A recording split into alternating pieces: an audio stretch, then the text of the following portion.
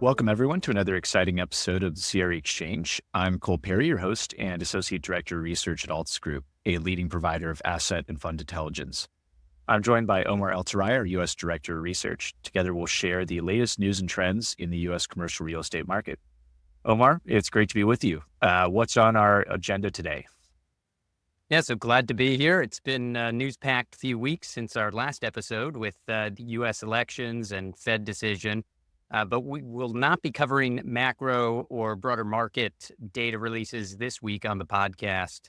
We'll continue to follow national and macro news developments, but we'll spend more time on those specific implications and changes to commercial real estate on later episodes. Because today we have a special episode for you. We'll be covering the launch of our newly launched quarterly report, which is the Investment and Transactions Quarterly. This is the newest publication that the Altus Group research team will be putting out. And the report is really intended to provide insights into U.S. commercial real estate investment sales, pricing, and market activity trends. And so, Cole, why don't you share a bit about the types of metrics and some of the data that is covered in this report? So, I think this report really covers transaction volume, pricing, and pacing at the national level. And then there's some additional insights at the MSA level, which I'll get to in a little bit. But I think there are various metrics used throughout the report, but they're all derived from essentially three different primary metrics. So you have the count or the number of properties transacted, the dollar volume or value, so that's the recorded transaction price, and then square feet, so the aggregate built physical space transacted. Great. And so this report, it is lighter on commentary, but it is very data heavy.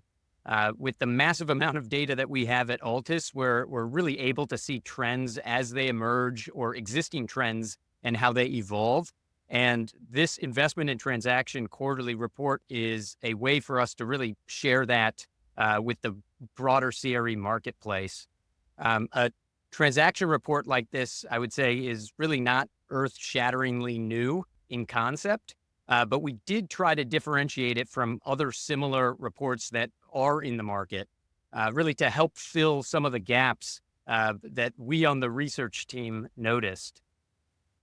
Yeah, I think you really said it yourself, but it is a little different in that I think it's more comprehensive in scope. We end up picking up a range of property sizes in the report, all commercial properties over 5,000 square feet.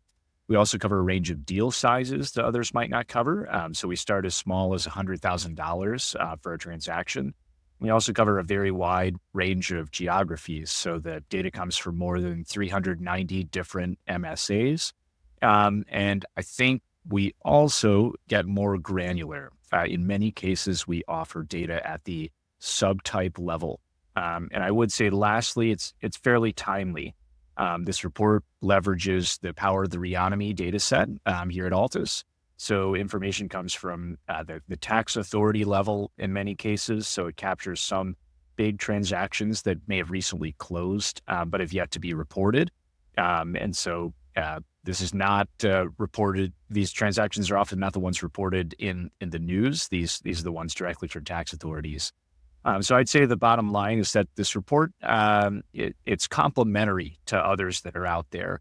We have grouped the data by generally accepted, property type definitions, perhaps those that you'd be familiar with in the NCREIF property index. So other institutional frameworks that use similar definitions. So I think that you can pair this data up with some that's already out there, but it is a fairly holistic view of the property and transaction landscape here in the U.S. Fantastic. And before we dive into the actual report and some of the findings, I want to note that this report is open really for all to explore, whether that's interactively on our site or if you want to download it as a PDF. But Cole, can you give our listeners a high-level overview of some of the methodology that we use when preparing the report that they might want to keep top of mind? Yeah, absolutely. So again, the property and transaction level data are sourced from the Reonomy data set that we have here at Altus. So that connects both public and private property data sources. So I mentioned the tax authority sources from before. But the data in the report was actually pulled a couple weeks after the end of the quarter. So October 15th is the date that we pulled the information on. And so recorded transactions did include those through September 30th. But in addition to the properties and sale characteristics I mentioned above, or previously rather, the sale characteristics include those that are closed, final, and on the record. So we don't capture sale announcements such as those, captured in the media. These are single asset sales. So these do not include a portfolio or multi-asset transactions or corporate like M&A activity. And these are also not distressed transactions. So no foreclosures, tax liens, short sales. Why is this important to bring up? Well, I think in some cases, we have used aggregate volume statistics, which required an estimate or an adjustment to account for some lagged reporting effects. So you'll see that some of the data is, quote, scaled up. So the quarter three data, I would say, should be interpreted as preliminary figures. We may revise it in future editions of the report as prior transactions populate in the data set, or we revise our estimation methods to account for some of the differences in seasonality and geographic reporting. So a couple things to keep in mind there, but yes, non-distressed single asset transactions and the volume statistics are scaled up to account for some of the populating lags in the data. All right. And now that we have the background about the report, let's dive into the actual meat, the data. So where did we end the third quarter in terms of transaction volume? So Omar, I think the big statistic here when we talk about the aggregate national transaction activity, if you look at the change between quarter two 2024 and quarter three 2024, you saw that transaction activity declined in terms of count 10%. By dollar volume, you saw it decline 6.6%. And by square feet, you saw it decline 3.8%. Now compare this to the same year prior, and you get that quarter three 2024 transaction activity was down 9.9% by count, 9.6% by dollar volume, and 11.4% by square feet. But where it gets really interesting is if you look at some of the property type specifics. Most sectors did see pronounced quarter-on-quarter declines for the number of properties transacted. Multifamily was down 12.3%, office down 11.5%. But there was one standout sector. Hospitality actually saw the number of properties transacted increase 9.2% over the same period. When you look at square footage, the aggregate space transacted increased on a quarterly basis for hospitality by quite a bit, 27.6%. For commercial, general, and mixed use, relatively flat, but up 0.1%. And if you looked on an annual basis, you'd see that aggregate declines were really driven by multifamily and industrial, so down 18.4% and 15.9% respectively. The aggregate value of office transactions, interestingly, did increase significantly on a quarterly basis, so up 15.5%. And annually 20.8%. So some big shifts when you looked at the property sector level. So what I'm hearing is that transaction volumes continue to slide, though generally at a decelerating pace compared to prior periods. But how did the pacing of transactions and investment look through Q3? Yeah, so this is one of the benefits of the granular data that we have. We can actually look at the cumulative transaction volume on a daily basis. So one of the things we looked at was the cumulative transaction activity as a count year to date through the end of September. And you find that the cumulative count was actually the lowest since 2011. The cumulative dollar volume or value transacted was the lowest since 2013. And the cumulative square footage transacted was the lowest since 2010.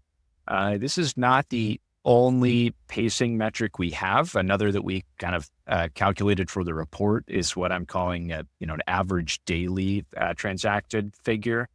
And so this shows the average count dollar volume and square foot of transactions on a given day during the third quarter.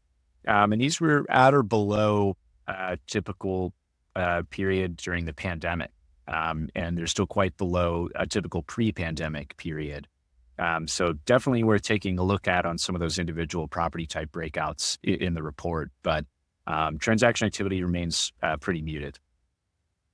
Overall, still slow pacing through Q3. That aligns with the overall low dollar count and square feet volumes that you mentioned earlier. But what about pricing? Cole, what did you see in terms of transacted pricing data at the national level and across different property types? Yeah, this is where things get really interesting. The all sector average price per square foot of a transacted property during the third quarter actually rose by 1.2%. On the quarter.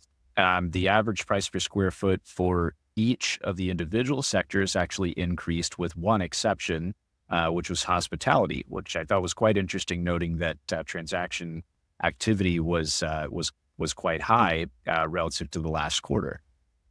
Now, the average price per square foot of a transacted property did fall on the year across the board, so 1.6%. I think you'll find that a lot of this was driven by multifamily, which has seen some pretty pronounced declines since 2022.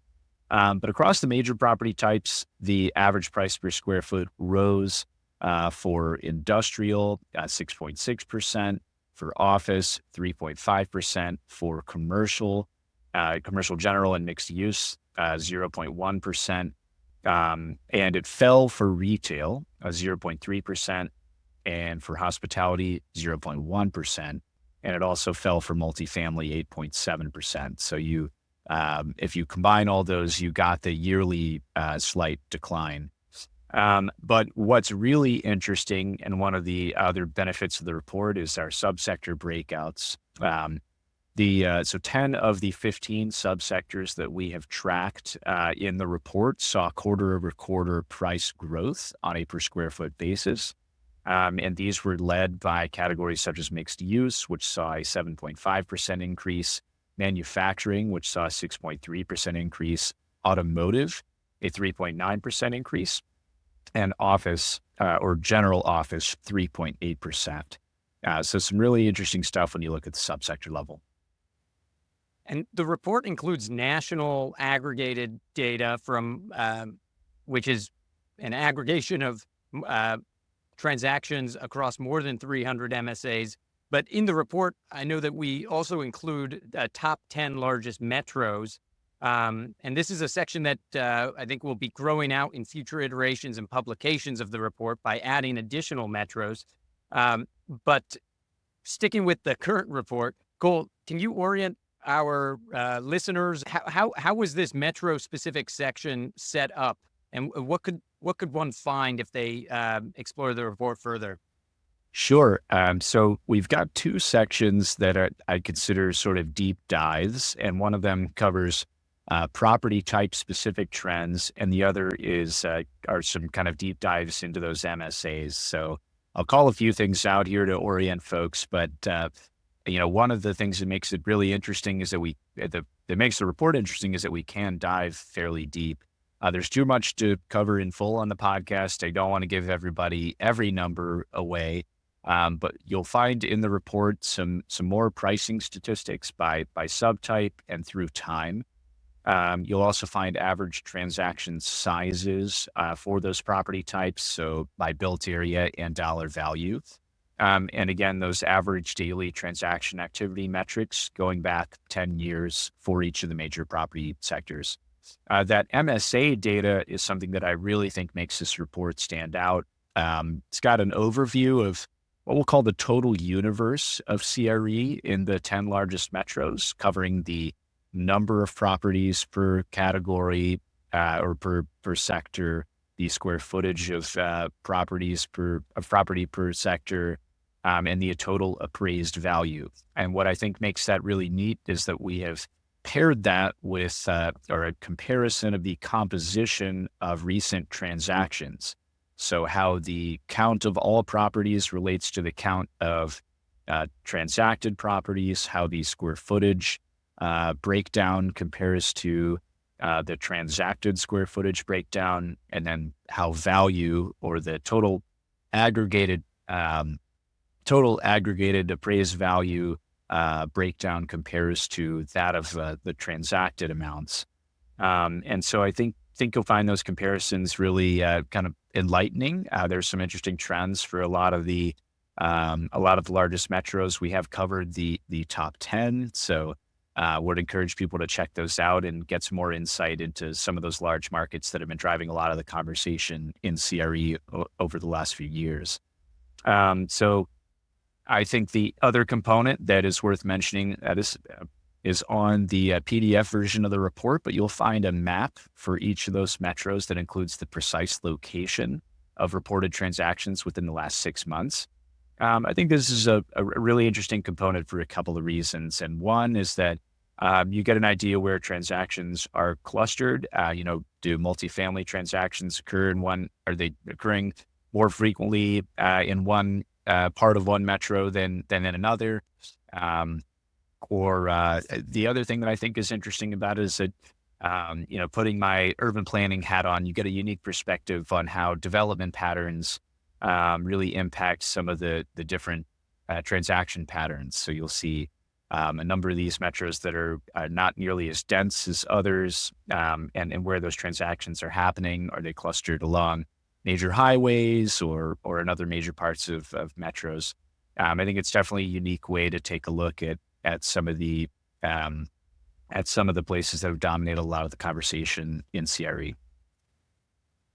But ultimately, I do think the beauty of this report is that there is so much data, so many metrics that folks can really make their own conclusions. We don't provide we don't provide any speculative commentary on why the transactions are happening the way that they are. But we do provide a lot of just individual kind of raw statistics about what's happening in, giving you a holistic view of the transaction market. So we've got some high-level stats in there, but folks are able to draw their own conclusions about what's going on in CRE, perhaps what's going to drive transaction activity to come back. So really excited about some of the components of this report, but a lot of interesting stuff to unpack. So Omar, I've been talking a lot about what's in the report, but I do want to get a bit of your perspective.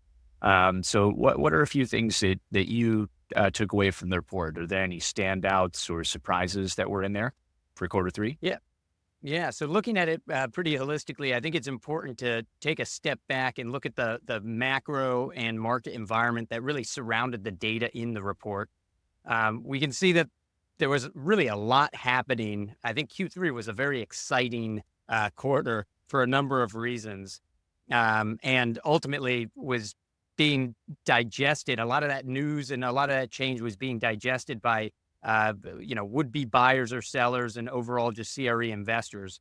But just for some context, right? So what happened, a few things that jumped out in terms of Q3, the Fed started to ease monetary policy, bringing the Fed funds rate down by 50 basis points.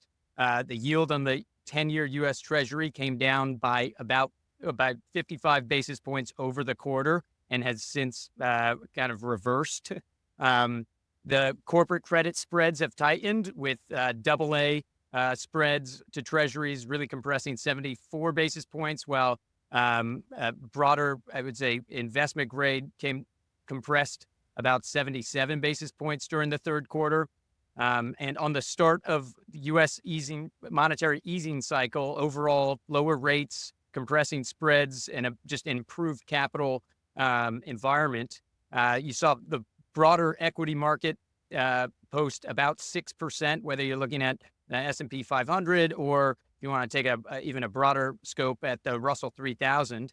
And shares of REITs really outperformed the broader equity markets, delivering about 16% over the third quarter. So a lot happening on the capital market side, which that's just context that you need to put these numbers into. But another thing that happened during the third quarter, and I unfortunately don't have numbers around it, but I really think that the outlook for CRE and the media cycle around CRE started to shift. So we started seeing much more positive views of CRE, whether that was calls for the bottom. Many large firms, whether they were investment firms or data providers, were calling the bottom, as well as just more improved outlooks for individual sectors of CRE. We did pick up on some of this shift in sentiment in our industry conditions and sentiment survey, and we have a full episode dedicated to that. So if you want the podcast version, you can listen to that or go download the report. I think one of the stats that really jumped out to me was that the near-term transaction intentions was at the highest level that we've seen in at least a year. But I think that the fact that larger institutions were also signaling that they're planning on getting back into transacting is a very meaningful takeaway. But so if you look at it, the markets were moving, you had a big shift in sentiment, and yet these numbers come out and very little change, or that we're, transaction activity still down. So I would say that might seem like a surprise, or might run a little bit contrary to the broader market context. However, I would remind folks that the transaction activity is not something that turns on a dime. It takes time to really move the needle. And so even though we do see declines, the pace at which the quarterly decline is happening is really it's slowing down, right? I think it's supported by this shifting sentiment and the overall capital environment. But I would also note that we're still, it depends on what you're comparing to. If you're just looking at relative period-on-period changes, I think I'm a little bit optimistic that we should start seeing these positive quarter-on-quarter changes relatively, in the near term, or at least through the next year. But having the context that we're still about a third off of pre-pandemic levels in terms of activity, that's a much bigger gap. And I think that there still is some uncertainty around when we're going to make up for that, and which sectors are going to kind of get back to that pre-pandemic or that level of normalcy sooner. But in terms of transactions and understanding the transaction space, I think you need three things in any transaction. You need intent, you need opportunity, and you need ability. Intent means that you like the asset class or the sector and you want exposure to it. The opportunity means that you've found a good asset that fits your thesis and you found it at the right price. And then ability is really that you have the financing or you have the means of getting that transaction done. And so while we've seen the intent really turn, and you see that with the sentiment of there is greater intent to transact, whether that's coming out of our industry conditions and sentiment survey, or whether that is seen just measured by kind of the media and or company outlooks, I think the intent has overall improved. Opportunity, meaning good assets and assets that are for sale and at the right price. I think that's some of the data that you just called out a few minutes ago. I think that's showing that we are seeing some of that really come through, and there's improvement on that opportunity. And then on the ability, in terms of financing and getting the deal done, I think the financing environment, I think, is still, it's still capital still costs something. It's still pretty expensive. We have seen some improvement, but I think outside of, after Q3 closed, that environment's changed again. I think overall, that remains the financing space still is the biggest question mark for me. But I do think that the improved intent and outlooks and the improved opportunity set that is available, I think that those are kind of solving two of the three big pieces. So we're getting there, but we're not quite there yet. So now that I've finished my ramble session, Cole, how can folks access this report? Yeah, so I'd say there are really two different ways to find this information. So first, you've got to visit the Altus website and click on Resources, and then you will look for Investment and Transactions Quarterly Report. There's an online experience that'll allow you to see a variety of interactive charts of some of the data, leveraging some new capabilities on the Altus website. I've also included some interactive maps. The report online is actually grouped into 4 sections that you can toggle between and see a lot of this different information just in the order that we've shared it with you today. So national transaction volume, national transaction pricing and pacing, metrics by property type, and then metrics by MSA. But you'll also be able to download the full report as kind of a flat file or a PDF at each of those different sections. This will have limited commentary, but it'll put all the data right there in front of you. Feel free to print it out, mark it up, share it with your colleagues, give us some feedback on it. We would love all the feedback we can get. Very excited about it. Yeah, and just to reiterate that, we're very excited about this report. It's been months in the making, but we're really happy to get it out the door and share it with you. We'll be building this report. We'll be publishing it quarterly, but we'll continue to build it out further. So if you have any feedback, please reach out and share that with us. And we think that this ultimately is a very helpful data set that we use ourselves. But we also think that, you should hopefully find it helpful to your work as well. And if there's anything that you think would, or that could be added, that would also help, again, reach out to us. We're here and we'd love to hear that feedback.